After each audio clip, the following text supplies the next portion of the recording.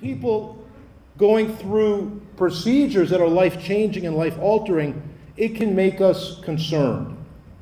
There's plenty of fodder for outrage. But outrage doesn't change the world. Because if you have a strong opinion on something and somebody disagrees, what we tend to do is just restate it again and again, more powerfully and more persuasively, hoping we're going to get through, and we just get really entrenched.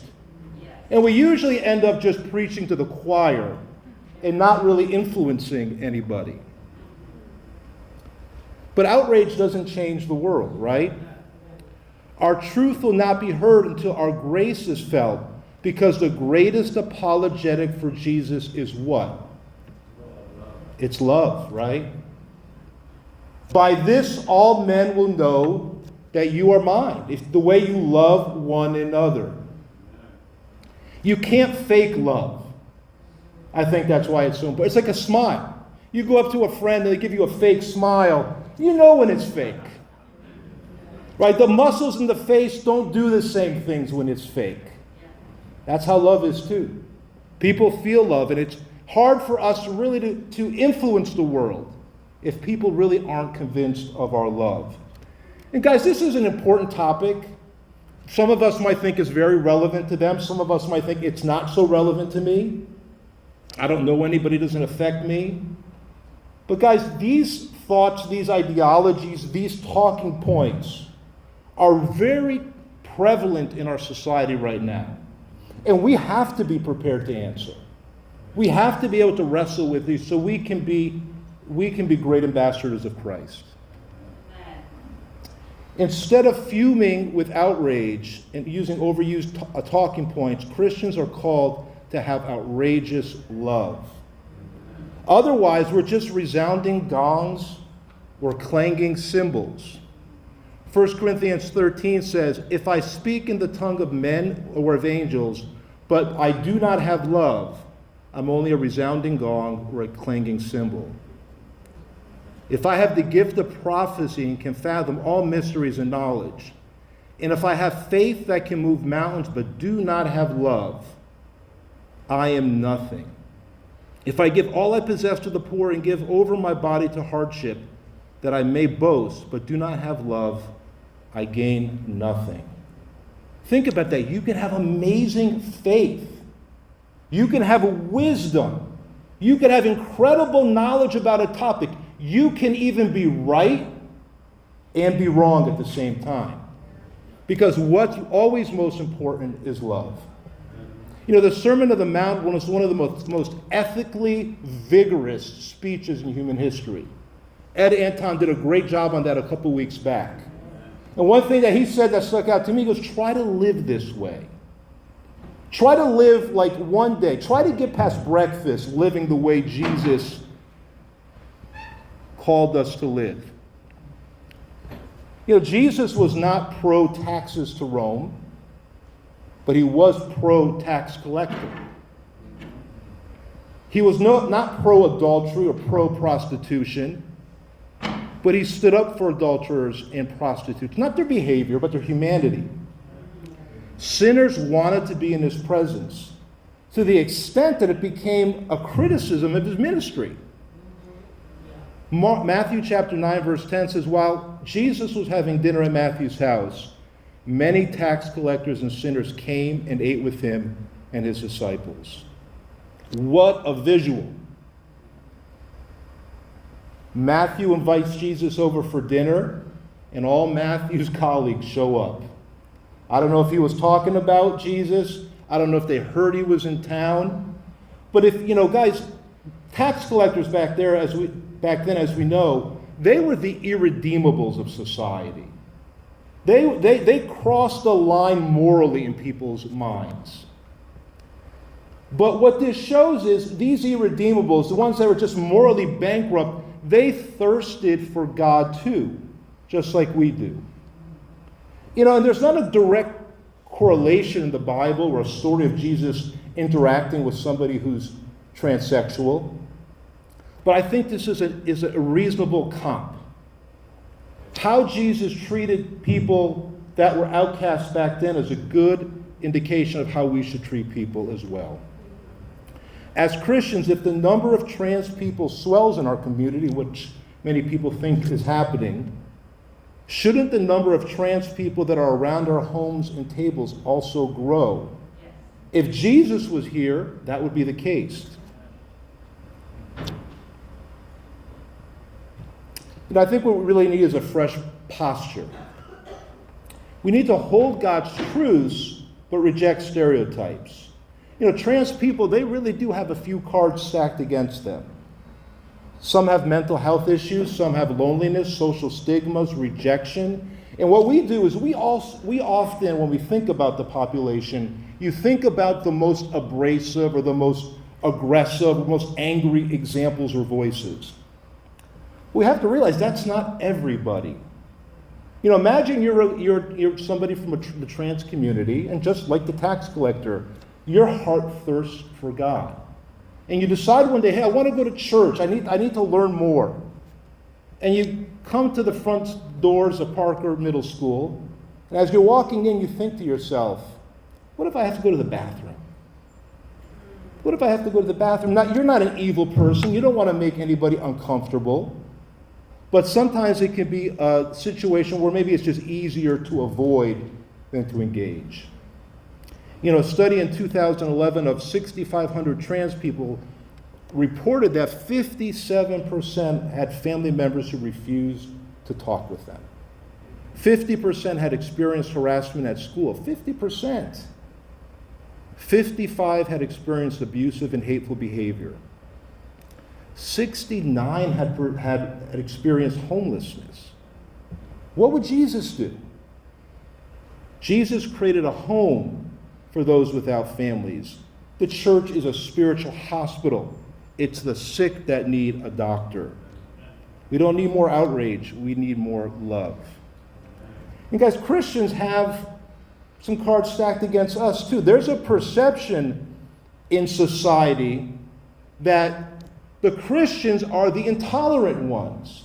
The Christians are the unaccepting ones. Our Lord, sinners flock to him, but that's the stereotype that's out there about Christians. One of my favorite shows now, I've been watching Young Sheldon. I just picked up Young Sheldon, going through all the seasons. And there's a storyline of young Sheldon's mother, and she's just a devout Christian. And she's got a very simple faith, but as the seasons progress, how do they portray her? They portray her and her community as hypocritical, intolerant, and the people that aren't in the spiritual community are the tolerant and accepting ones. And guys, I really believe we have to avoid two extremes. One is the culture warrior extreme. Those of us who are excited to fight and win debates and expose truth. The other side of it is what I call maybe the lover, not thinker extreme. I'm just going to love people. I'm not going to wrestle with the theological and the scientific complexities, the social complexities of the issue. I'm just going to love people. We have to be careful the pendulum doesn't swing too far either way. So the key question we're going to look at this evening is this. If someone experiences incongruence between their biological sex and their internal sense of self, which one determines who they are and why? Is the body or the mind more important? Okay, now what I want to do is just give you guys a couple minutes. I want us to discuss this just for less than 5 minutes with maybe the person next to you. Don't go anywhere. We're going to come back soon. Now, this might be the first time you've even thought about it this way. You might not even understand the question. Just do the best you can. But as you read the question, discuss with the person next to you. Just where do you come in tonight in understanding these concepts? Okay, take a couple minutes.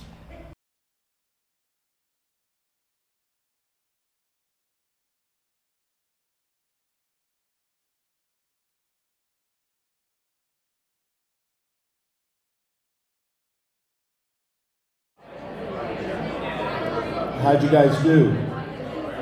How are you doing? Figure it all out already? I hear some nods over here. Moment of truth. How many people didn't even understand the question? Honesty. I appreciate that. Hopefully, we'll uncover the question a bit more as the night goes by, or the next half hour. This is a very important question, and really at the heart of the discussion. What we're going to learn tonight is that, human beings, we're sexed and embodied beings. And discipleship is living as we were designed to live. One of the person who read a great book on this topic from a Christian perspective, transgenderism, is Preston Sprinkle. And he said, we are embodied souls, not souls trapped in bodies. Now, what does that even mean? It means God will redeem both our soul and our body when Jesus returns. We're not just a spirit that's like in a prison in a body, but our physical body and our spirit create a being, and that's a reflection of God himself. And hopefully what we're going to be able to do, in the next half hour is be able to get to a compassionate Christian apologetic response to transgenderism, at least a beginning of an awareness. So we've got 4 topics to discuss. First of all, we're going to start off just defining key terms. We're going to look at sex, males and females. There's controversy these days.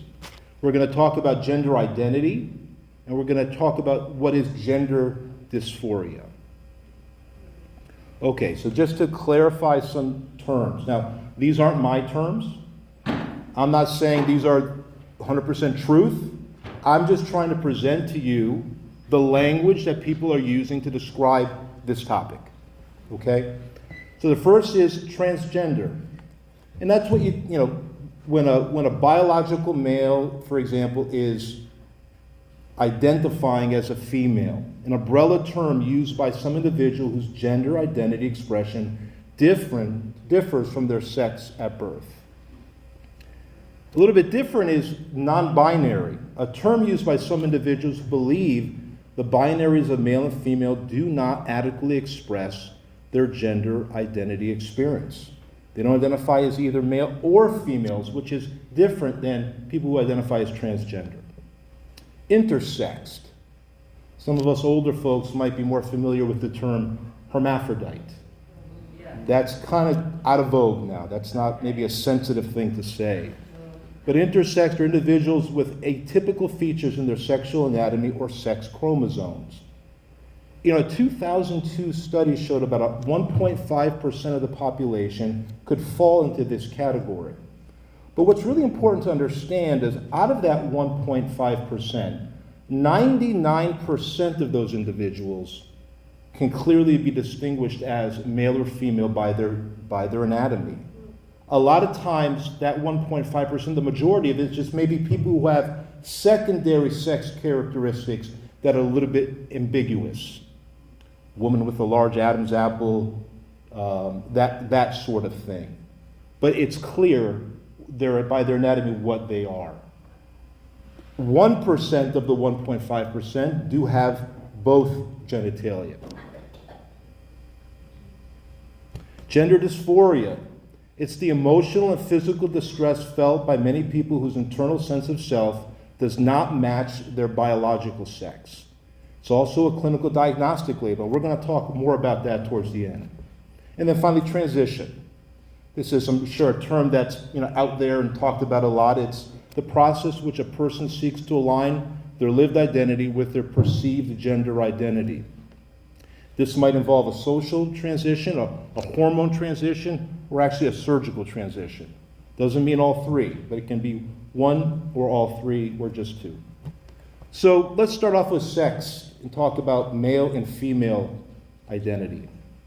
The basic of understanding of what it means to be male or female has been a debated and controversial topic lately. 2 of those controversies that I've come across and seen a lot is just around, first of all, this term assigned at birth. And that seems to be a new term that's come up. And when people say assigned at birth, what they're getting at is that it's a belief that when you're born, a doctor looks at your external anatomy and makes a decision about your gender. But if your belief is that your gender or your sex is a lot more than just your external anatomy, it's your internal feelings, then there's a possibility that's open that the doctor could get it wrong. Okay, that's a very controversial topic these days. The other is just defining, just basic sex, like what is a woman, what is a man? And I don't know, have you guys seen any of these interviews on TV where people are asked, what is a woman, what is a man? And it's just, sometimes, it can be contentious because people just spin it. They can't really describe what a woman is. And it's, for some it makes sense because we're evolving in our understanding of what gender is. For some it's like, wow, we've defined what a woman is for thousands of years, and now why is it so complicated? Matthew 19, verse 4-5, Jesus said, haven't you read that at the beginning the Creator made them male and female, and said, for this reason a man will leave his father and mother and be united to his wife, and the two will become one flesh. Jesus reiterated the ancient Genesis account. And science also supports the biblical account. Humans are described as sexually dimorphic beings. Humans, like all animals that reproduce sexually, reproduce when a gamete, a sperm, connects with another gamete, an egg, and creates an individual. And sex has traditionally been defined as the role each individual plays in that process. Males and females have different reproductive structures, internally and externally. And genetically, there's a clear distinction between what a male is and what a female is. Female has an XX, a male has an XY. Sometimes there's an extra X or a missing X, but that's a very rare condition.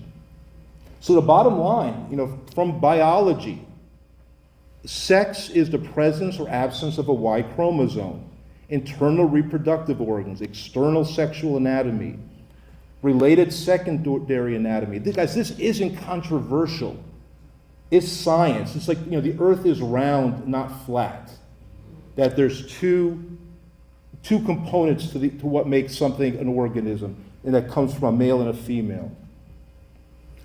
So sex is the role that each of us play in the reproductive cycle. So when you ask the question, what is a woman, it's not too controversial. I don't mean to be, I don't need to be too straightforward, but what is a woman? It's a woman can have a baby. A woman has ovaries. A woman menstruates. These are things that have just, for so long, have been common understanding. So sex assigned at birth. We don't determine sex by emotional or psychological factors. It's anatomy, structures of reproduction. The value we put on maleness and femaleness in a society may be shaped by culture, but that doesn't change the science of it.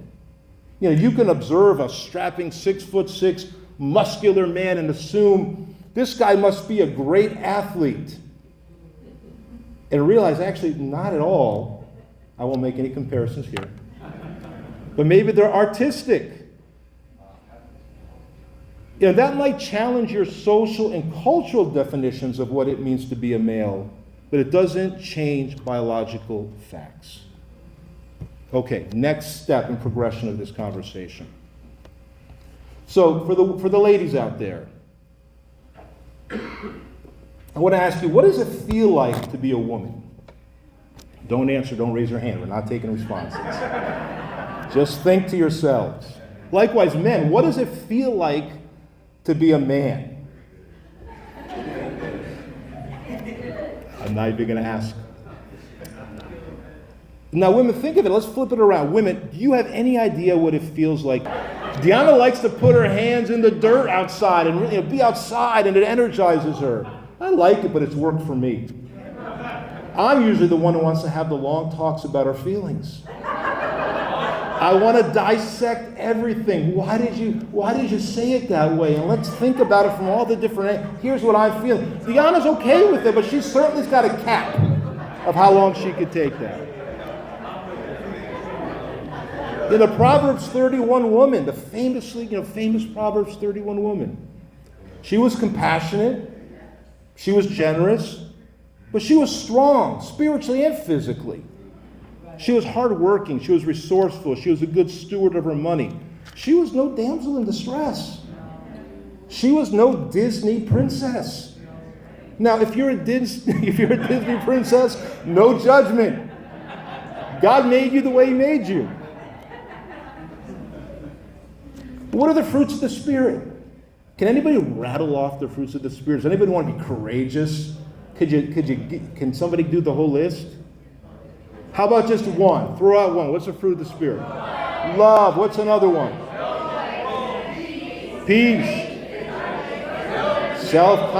Self-control, right? Which of those are male characteristics and which of those are female characteristics? So guys, why is this important? Until the 1960s, sex and gender used to be synonyms. Whatever you would say about sex, you'd say the exact same thing about gender. More recently, gender is used to describe aspects of our identity that are different than just biology. The psychological, cultural, the social aspects of what it means to be a man or a woman.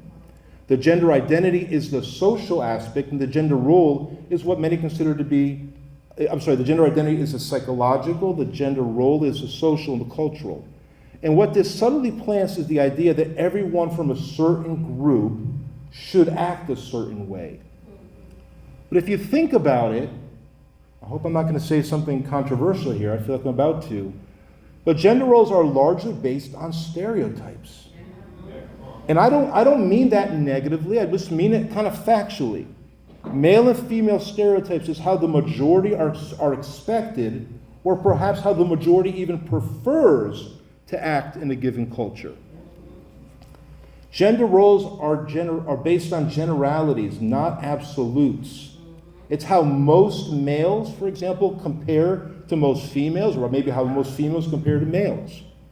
For example, a classic example is height. It's undeniable that in our population, men are significantly taller than women, 5'9" versus 5'4". But there's also a range of that. If you're a 5-foot man or a 6'4" woman, you're still a woman at 6'4", and you're still a man at 5 feet. There's just a range. Many men are engineers, but there's also women that are engineers. There's many nurturing men. By training, I'm a psychotherapist. That's a predominantly female-dominated field. I think I'm still a male. I'll leave it at that. And all this is important, I think, guys, for three reasons. The first is, rigid stereotypes can isolate and alienate people. And, this is really one of the main points of the transgender activists and transgender people. I honestly think it's a legitimate point. I think they got a point here. You think about, we had a wonderful men's retreat in October. You go to the men's retreat, and what are we doing? We're playing sports. We're going to eat meat. We're going to bump our chests together. And a lot of us, I love that. We love it. What happens if you're a vegan? Do we even have any food? Did Pedro even figure out the food for you if you're a vegan? I'm not sure. It's a toss-up. I'm not throwing him under the bus. What happens if you don't like sports, right? Well, a Woman's Day. We're going to talk about Esther and how alluring she was, spiritually and physically alluring. But what if you don't want to talk about being alluring to men all morning? Rigid stereotypes can really isolate people. Number two is you can't determine male or female sex based on stereotypes. If a person does not fit the stereotype of being a man or a woman, it doesn't mean they're not a man or a woman. It just means they do not fit the gender stereotype. Stereotypes are changing. They're not absolute. One of the classic examples. 100 years ago, pink was a masculine color. Blue was a feminine color. The Ladies' Home Journal in 1919, I think it was, boys should be dressed in pink. It's a stronger color. Stereotypes change. The third point is, if your perception and reality are out of sync with one another, which one needs to change, your perception or your reality? Just think about it logically, right? Back to our key question. People who are struggling with gender dysphoria, guys, I really think it's a real thing. It's a real thing. I mean, it's present for many people from birth. Some describe it as like an electric current that causes people to feel dizzy, nauseous, unreal. Like, I don't minimize it. It's a lifelong experience. It's tough, but there's other body dysmorphias. Years ago, I was the executive director of an eating disorders program in New Hampshire. And we would work with men and women who were rail thin, and they looked at themselves in the mirror and think they were fat. They're going to die. They were going to die, but they just saw fat. They were so unhealthy.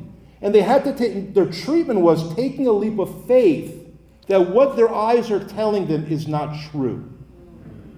The reality couldn't change, their perception needed to. Body integrity disorder, that's another body dysphoria. It's the belief that healthy parts of your body are not healthy. There's the stories of like paraplegics, couldn't walk. That thought they were paraplegic, but actually could walk. There's no problem physically. They just believed they couldn't walk, and they acted that way. People with this disorder, for progressives, they can think that their hand is not a part of their body. And if it really gets progressed, they'll go to a doctor, just cut it off. It's not mine. What's a doctor to do? Cut it off? And back to our question, if someone experiences incongruence between their biological sex and their internal sense of self, which one determines who they are and why? Is the body or mind more important? And what I'm about to say, I say with a lot of respect, and I say it with gentleness. I don't say it, I'm not trying to rail. And I'm not going to say it in a cavalier way, but with transgenderism, for some reason, medicine and behavioral health, in the medical and behavioral health field, for some reason, a person's cognitive distortion is accepted as healthy in their reality. Unlike any other dysphoria, they accept, the field is accepting these things, and it's concerning. A lot of people have wondered if the occurrence of transgenderism is actually growing in society, and at least in Western society, yes. It's growing exponentially, especially among females. From before 2010, most cases of transgenderism was male. More recently, it's almost 5-to-1 female to male. In 2009, there's a sex-affirming clinic in the UK, one of the biggest ones there, and they treated 51 people in all of 2009. In 2016, they treated 1,766 people, and in 2019, they treated 2,364 people. And there's similar findings all over the Western world. Dr. Lisa Littman, who's an MD psychiatrist at Brown, coined the phrase rapid onset gender dysphoria back in 2018. And why is it rapid? Because opposed to some individuals who experience gender dysphoria since not infancy, but the toddlers, young, childhood, there's a group of people that they call rapid onset, coming on in their adolescence. So Dr. Littman took a look at that. What are the common factors? Number one, early signs growing up, no early signs growing up of dysphoria. Many of their peers also coming out. Being welcomed to an active trans community and applauded. Co-occurring mental health concerns that were not being treated. 63% had one or more diagnoses or neurodevelopmental disorders. 48% had gone through a traumatic event. What she discovered, too, is when gender dysphoria was diagnosed, only 28% of providers accepted any other historical data or diagnoses. And parents were warned not to be transphobic, and they're given this fearful message: if you don't kind of go with this, your kid could commit suicide. Do you want your child to transition? Like, which is the least of the evils? And a majority thought that transition would help. And once they believed that the transitions would help, they stopped all other treatments. So what's the conclusion? It's obvious. I mean, there's a social element to it. There's a social contagion effect maybe going on, a social influence. And it's increasing the prevalence. But even with that knowledge, we still have to have a lot of gentleness and mercy.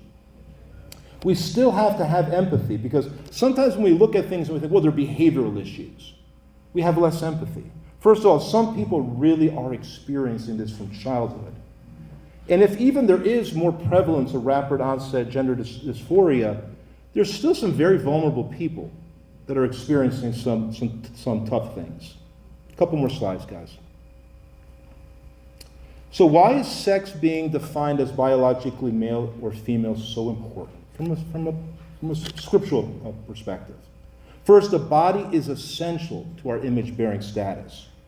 We're created in God's image, both male and female. We're visible representations of an invisible being. Jesus viewed Genesis 1 and 2 as normative. This is the created order, that we're embodied souls, not just souls trapped with a body. Jesus had a sexed body. It's likely he resurrected with a sexed body. Something to think about. We're not going to debate it here. After the resurrection, do we have a sexed body? Something to think about. Don't conclude you know the answer to that. Think about it. Paul saw the body as good and important. Your bodies are members of Christ himself. I wanted just to land here with gender-affirming care, because this is, I think, from a Christian perspective, a society perspective, this is definitely an area of concern. Gender-affirming medications and surgeries can have lifelong dangerous consequences. They can have irreversible physical changes. God can always work in any situation, and there's always hope, but it's a tough situation. Many children are given and prescribed puberty blockers and hormones, and it's described as safe and reversible. What evidence is showing now is it causes stunted height, low bone density, emotional and cognitive developmental issues. It can cause permanent infertility or sexual dysfunction, and unknown effects on brain development. There's a lot of ethical concerns as well. For example, in Oregon, teens as young as 15 are able to access hormone therapy without parental consent. It's shocking. In California, the Center for Trans Youth Health and Development in LA oversaw hundreds of youth transitions, including double mastectomies on girls as young as 13 years old, and reports of surgeries on 16-year-olds involving removal of their ovaries and genitals.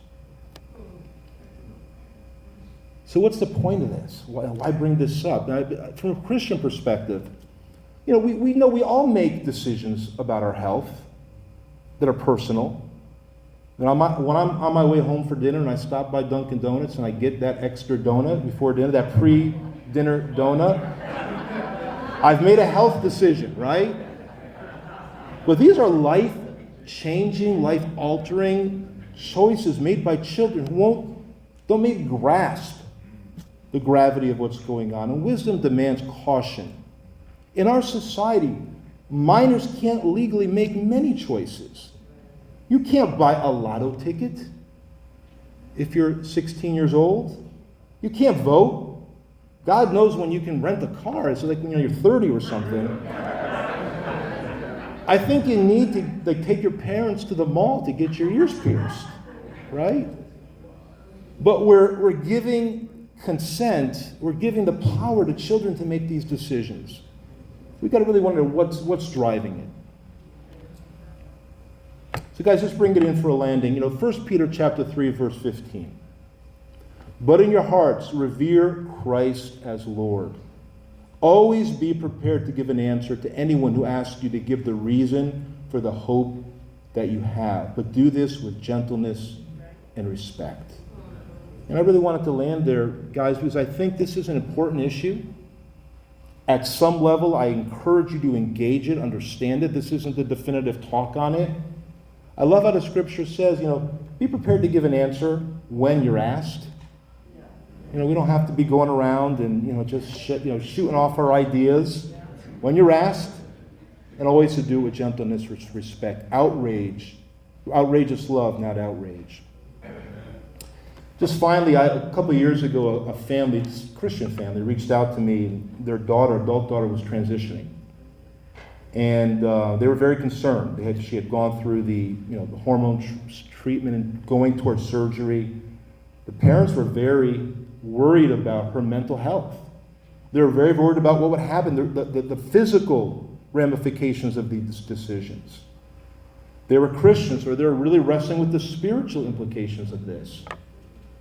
Their daughter at the time was adamant and felt it was very important for her parents to call her by, forgive me, I'm getting the pronouns off, but call her by her new name and her new preferred pronouns.